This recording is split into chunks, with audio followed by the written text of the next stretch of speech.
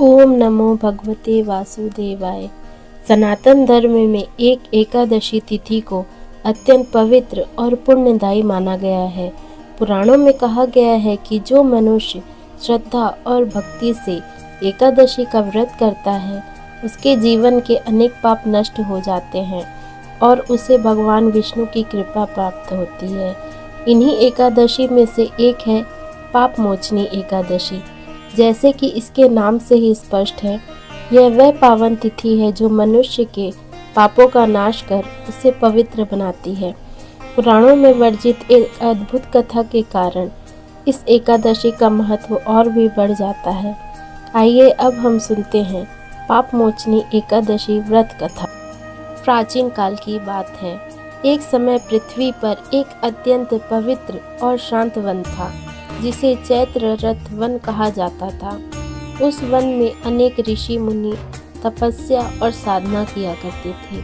चारों ओर हरियाली, पवित्र नदियाँ और पक्षियों का मधुर कलरव वातावरण को दिव्य बना देता था। उसी वन में महान तपस्वी चैवन्य ऋषि के पुत्र मेधवी ऋषि कठोर तपस्या कर रहे थे। वे अत्यंत तेजस्वी, विद्वान और ब्रह्मचारी थे।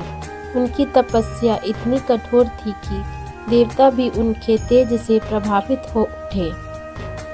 स्वर्गलोक की एक अत्यंत सुंदर अप्सरा, जिसका नाम था मंजू घोष, वह अत्यंत रूपवती, सुरीली आवाज वाली और नृत्य संगीत में निपुण थी।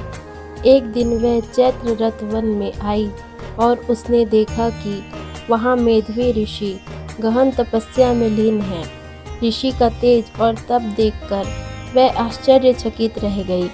तभी उसने मन में एक विचार आया, यदि वह अपनी सुंदरता और संगीत से ऋषि को आकर्षित कर ले तो उनकी तपस्या भंग हो सकती है। तभी उसने मोह का जाल फैलाया। मंजू घोष ने वन में बैठकर अपनी वीणा बजानी शुरू की। उसका संगीत इतना मधुर था कि वातावरण में एक अद्भुत आकर्षण फैल गया। धीरे धीरे मेधवी ऋषि का मन भी उस संगीत की ओर आकर्षित होने लगा। कुछ समय बाद उन्होंने आंख खोली और अब सामने मंजू घोष को देखा। उनकी सुंदरता और मधुर स्वर से ऋषि का मन मोहित हो गया। समय बीतता चला गया और मेधवी ऋषि मंजू घोष के साथ रहने लगी। एक दिन, महीने और वर्ष बीतते गए, पर उन्होंने इसका आभास भी नहीं हुआ। कहा जाता है कि वे दोनों लगभग 57 वर्षों तक साथ रहे। एक दिन अचानक मेधवी ऋषि को यह स्मरण हुआ कि उनकी तपस्या भंग हो चुकी है। यह सोचकर वे अत्यंत दुखी और क्रोधित हो गए। क्रोध में आकर मेधवी ऋषि ने मंजू घोष से कहा, हे अप्सरा, तुमने मेरी तपस्या भंग की है, इसलिए मैं तुम्हें श्राप देता हूँ कि तुम पिशाचिनी बन जाओ। ऋषि का श्राप सुनते ही मंजू घोष भय से कांप उठी। वह रोने लगी और ऋषि से क्षमा मांगने लगी। मंजू घोष ने विनम्र होकर कहा, हे महान ऋषि, मुझसे अज्ञानवश बहुत बड़ा अपराध हो गया है। कृपया करके मुझे इस श्राप से मुक्ति का मार्ग बताइए। उसकी करुणा पुकार सुनकर मेधवी ऋषि का क्रोध धीरे धीरे शांत हो गया। उन्होंने दया भाव से कहा, यदि तुम चैत्र मास के कृष्ण पक्ष की पाप मोचनी एकादशी का व्रत करोगी तो तुम्हें इस श्राप से मुक्ति मिल जाएगी। मंजू घोष ने श्रद्धा और भक्ति से पाप मोचनी एकादशी का व्रत किया।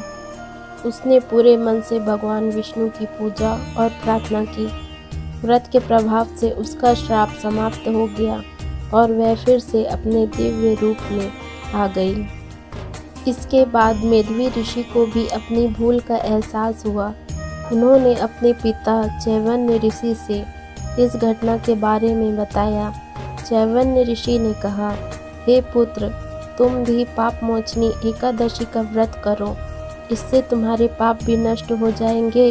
मेधवी ऋषि ने भी श्रद्धा से यह व्रत किया और अपने पापों से मुक्त हो गए। तभी से इस एकादशी को पापमोचनी एकादशी कहा जाने लगा। शास्त्रों में कहा गया है, यह एकादशी सभी पापों का नाश करने वाली है। जो व्यक्ति श्रद्धा और भक्ति से इसका व्रत करता है। इस प्रकार पापमोचनी एकादशी की यह कथा हमें यह सिखाती है कि मनुष्य से यदि भूल हो जाए तो भक्ति, तप और व्रत के द्वारा वह अपने जीवन को पवित्र बना सकता है। भगवान विष्णु अपने भक्तों पर सदैव कृपा करते हैं। यदि आपको यह कथा अच्छी लगी हो तो वीडियो को लाइक करें, शेयर करें और चैनल को सब्सक्राइब करें। कमेंट में लिखें ओम नमो भगवते वासुदेवाय। जय श्री हरि विष्णु।